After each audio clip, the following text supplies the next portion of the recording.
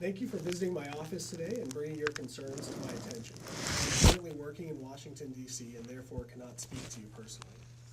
The National Defense Authorization Act passed both chambers under the regular legislative process.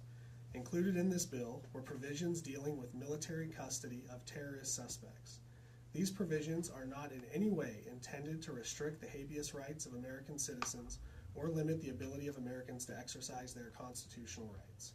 In fact, this bill explicitly exempts U.S. citizens from any changes to current law. Section 1022 states that, quote, "The requirement to detain a person in military custody under this section does not extend to citizens of the United States." I share your concerns and would not have voted for this bill if I felt the basic rights and freedoms of Americans were being limited or removed. I supported the defense bill because of the positive impact it will have on our national defense, our local economy, and on our men and women in uniform. I appreciate you being here today and making your voices heard. My staff has related your concerns to me, and I will continue to keep them in mind in my work in Washington. Would we be able to get some assurance from the Congresswoman that this bill in no way intends to incarcerate folks from the occupations around the country? Sure.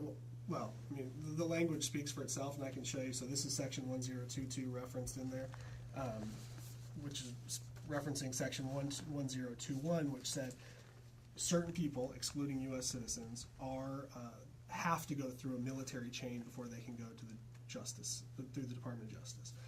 What this says explicitly is the requirement to detain a person in military custody under this section does not extend to citizens of the United States.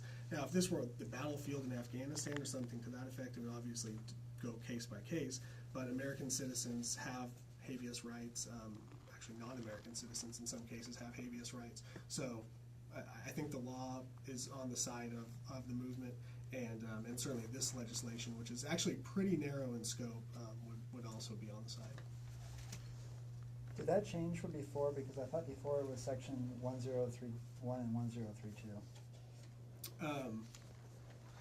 I don't know which sections you're looking under, if it was the different versions of the Senate bill that come through before. I mean, this was the result of the conference. You know, you have the House version of the NDAA, you have the Senate version of the NDAA, and then you have the conference committee, which comes together, you know, works out the differences, and then produces a conference report. And this was the language that was in the conference report, which I was at the office. I don't think the president's actually signed, but this is the version that would become law if the president has not signed it yet, right?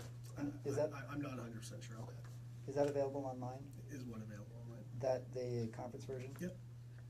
And where can we find it online? Thomas. Yeah. That would be thomas.loc.gov.